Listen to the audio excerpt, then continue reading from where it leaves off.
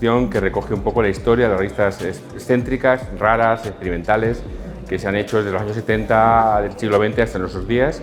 y que son revistas que pueden no parecerlo por sus formatos, por sus contenidos, por cómo se muestran, y casi parece más una exposición de objetos, aunque esos objetos son las páginas de estas revistas. Recoge como 71 proyectos de toda España, y hay también una muestra importante de proyectos valencianos, porque Valencia es una de las cunas de este tipo de revistas, con revistas, por ejemplo, como Texto Poético o Anca.